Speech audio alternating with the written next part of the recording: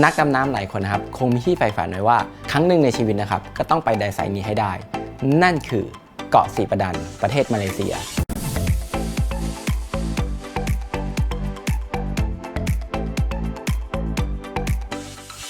และครั้งนี้นะครับการเดินทางของเรานะครับก็เดินทางจากประเทศไทยครับไปสู่ประเทศมาเลเซียซึ่งปัจจุบันนะครับไม่มีเที่ยวบินที่จะบินตรงไปสู่เมืองตาวาวประเทศมาเลเซียเลยนะครับเราเนี่ยก็ต้องบินจากดอนเมืองครับไปที่ KL ก่อนแล้วก็ต่อเครื่องจาก KL เนี่ยไปสู่ตาวาวครับแล้วก็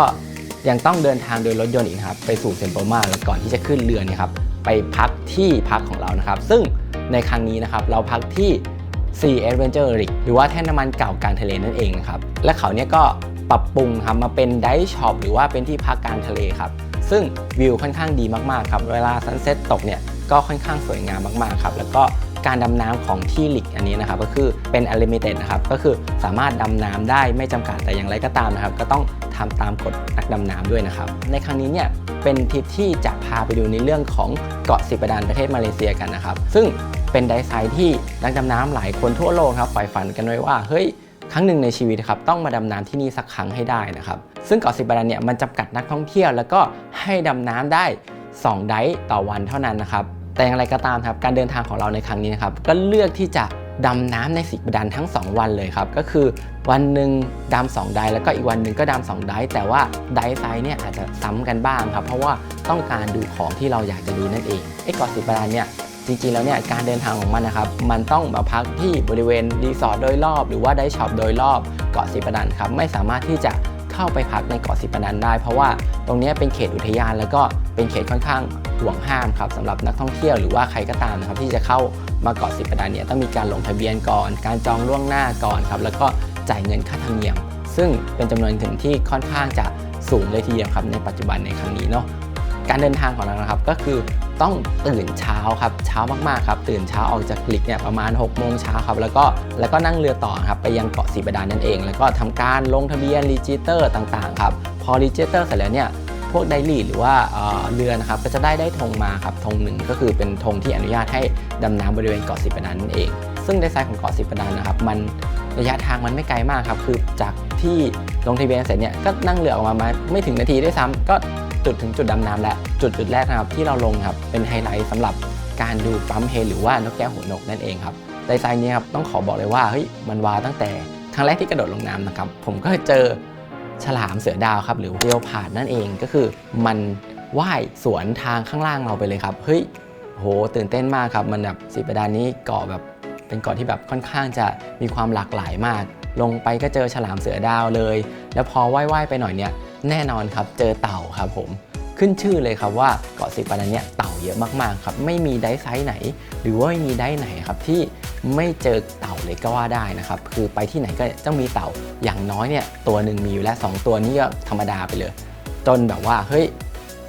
เจอเต่าจนเบื่อไปปีหนึ่งเลยก็ได้ครับคือเยอะมากๆจริงๆครับแล้วพอเราดำน้ำเรื่อยๆครับก็จะไปเจอวอหนึ่งครับซึ่งเป็นแนวปะการังน้ำตื้นครับซึ่งจุดนี้เนี่ยมันเป็นที่อยู่ของปั๊มเฮดหรือว่านกแก้วหัวโหนกนั่นเองซึ่งตอนแรกนะครับก็จะเจอแบบเฮ้ยตัวเดียวก่อนพอว่ายไปเรื่อยๆเนี่ยโอ้โหมาเป็นฝูงนะครับเริ่ม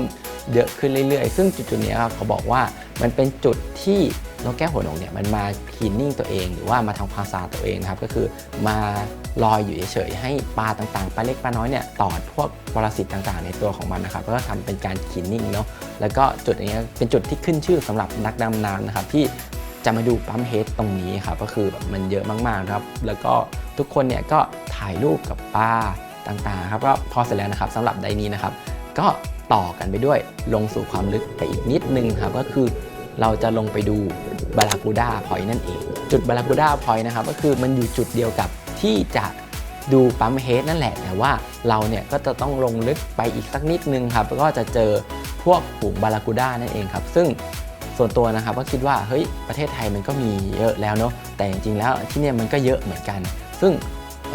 คล้ายๆกับประเทศไทยนั่นแหละคือมันจะเป็นปลาฝูงบารากูด้านะครับเป็นคิงบารากูด้าที่จะว่ายวนเป็นฝูงวนรอบเลยนะครับก็คือจุดนี้เป็นอีกหนึ่งไฮไลท์ของสีประดันนะครับแต่ระหว่างทางสำหรับไดไซน์นี้นะครับก็คือเราเจอฉลามครับ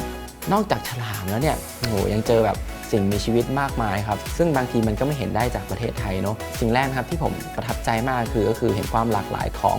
พวกฉลามมีทั้งฉลามไวท์ทิปเกรย์ชาร์คครับที่แบบโอ้โหลงไปก็เจอแต่ว่าอย่างไรก็ตามนะครับมันอาจจะไม่ได้เยอะมากแบบมาเป็นฝูงเหมือนมันดีฟเลยนะครับตรงนี้มันเป็นที่ที่อยู่ของมันจริงๆเป็นที่ที่มันหาอาหารของมันจริงไม่เหมือนการฟีดอาหารแบบ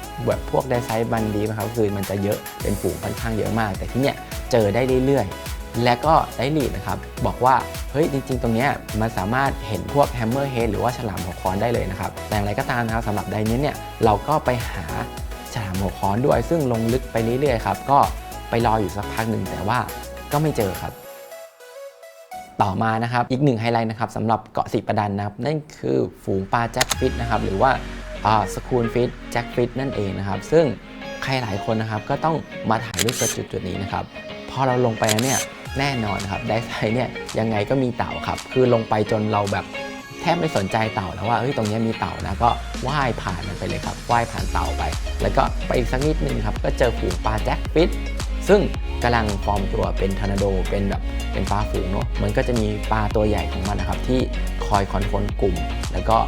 มีปลาเล็กๆของมันนะครับคอยวนรอบซึ่งจุดนี้ครับก็ไม่พลาดที่เราจะถ่ายรูปเลยครับซึ่งมันค่อนข้างจะสวยงามมากๆครับที่นักดำน้ำทุกคนต้องมาถ่ายรูปจุดนี้นะครับตอนที่กำลังถ่ายรูปเนี่ยเฮ้ยเจอเกรย์ชาร์กตัวใหญ่มากครับว่ายผ่านมาทักทายพวกเราด้วยก็เฮ้ยเป็นอะไรที่ค่อนข้างจะเซอร์ไพรส์มากๆครับสำหรับไดไซน์นี้นะและอีกวันหนึ่งครับแล้วก็มาซ้ำเกาะสีประดันนั่นเองแต่ครั้งนี้นะครับแน่นอนครับก็กลับไปดูไปถ่ายรูปปลาเมนให้จุใจเหมือนเดิมครับแล้วก็แน่นอนครับเราก็พยายามจะหาพวกฉลามหัวค้อนแต่อย่างไรก็ตามวันนี้ก็ไม่เจออีกเช่นเดิมครับแต่สุดท้ายนะครับวันที่เรากลับเนี่ยเฮ้ยเรากลับมาแล้วเนี่ยไดลีดที่นั่นก็โพสต์ IG ครับว่าเจอฉลามหัวค้อนตรงที่เราไปรอกันนั่นแหละครับก็คือมันเป็นแบบเป็นจุดบารากูด้าพอยต์แล้วก็มีฉลามค่อนข้างมากครับแล้วก็มีฉลามหัวค้อนด้วยในที่ลึกๆอะไรอย่างเงี้ยครับแต่ได้สุดท้ายของเกาะสีประดันนะครับซึ่งไดลีดนะครับก็ถามพวกเราว่าเฮ้ยเราอยากดำน้ำจุดไหนไม่อยากซ้ำที่เดิมไหมแล้วก็แบบว่าเฮ้ยแล้วก็ถามเขาว่าอะไรเป็นไฮไลท์แน่นอนครับใครเคยที่ดูรีวิวนะครับว่าเกาะสีประดันเนี่ยมันเป็น capital of total นะครับก็คือมันเต่าเยอะมากๆแล้วก็มันมีที่หนึ่งครับก็คือนั่นคือไดไซน์ถ้ำเต่าหรือว่าถ้ำสุสานเต่านั่นเองสำหรับไดไซน์นี้นะครับก็คือต้องเป็นเคปไดวิ่งเท่านั้นที่จะสามารถเข้าไปในถ้ำได้แต่เราเนี่ยก็ไปดำไดไซน์นี้เช่นเดียวกันครับแต่ว่าเราไม่ได้เข้าไปลึกครับแค่เข้าไปวนแค่หน้าปากปล่องแล้วก็วนออกมาเท่านั้นเองเพื่อให้รู้ว่าเฮ้ยตรงนี้นะมันเป็นทางเข้าของถ้ำสุสานเต่านะครับซึ่งโลเคชันในนี้ครับก็คือแบบก็ค่อนข้างว้าวนะครับเป็นโลเคชันที่แบบเหมือนเป็นถ้ำเป็นปากปล่องถ้ำเนี่ยมันก็มีอะไรให้ตื่นเต้นบ้างเล็กน้อยครับและอีกไฮไลท์ของไดไซน์นี้ครับที่เราเนี่ยเซอร์ไพรส์มากๆครับนั่นคือโมบูล่าเลนหรือว่าเดวิลเลนเองว่ายมาทักทายพวกเราครับซึ่งว่ายมาแต่ไกลๆแล้วก็ว่ายวนมาโฉบหาพวกเราอีกสักทีหนึ่งก่อนที่โมบูล่าเนี่ยจะจากไปนั่นเองซึ่งไม่เคยมีใครรีวิวเลยว่าจะเจอพวกกระเบนอะไรพวกเนี้ยวนรอบอยู่แถวสีประดันนั่นเองคือแบบก็เป็นอะไรที่ค่อนข้างเซอร์ไพรส์แล้วคือเป็นลัคกี้เดย์ของสำหรับวันนี้นะครับแต่อย่างไรก็ตามครับโดยรวมของเกาะสีประดันแล้วเนี่ยผมคิดว่าปะการังน้ำตื้นเนี่ยค่อนข้างแน่นมากๆแล้วเต่าเนี่ยไม่ต้องพูดถึงเลยครับเยอะมากๆคือไปยังไงก็ต้องเจอคุ้มค่าแล้วก็เต่าเนี่ยตัวใหญ่มากๆครับใครชอบเต่านะหรือว่าใครชอบพวกนูดี้ก็ดีนะครับมันค่อนข้างเยอะมากๆครับถ้าเกิดใครมีเวลาเนี่ยแนะนำให้ดำน้ำในสีประดันสัก2 วันนะครับมันจะได้แบบค่อนข้างจะจุใจจะทำให้เราแบบเห็นอะไรสัตว์ใหญ่ก็เยอะจะมองตัวเล็กก็ได้จะถ่ายรูปกับปะการังน้ำตื้นก็โอเคอะไรอย่างเงี้ยครับแต่อย่างไรก็ตามครับพวกปะการังสีสันต่างๆเนี่ยผมก็ยังยกให้เดอะเบสประเทศไทยเป็นอันดับ1แน่นอนครับและคลิปหน้านะครับผมก็จะมาแนะนำในเรื่องของการรีวิวการเดินทางที่มาพักที่ Sea Adventure Daily นั่นเองแล้วก็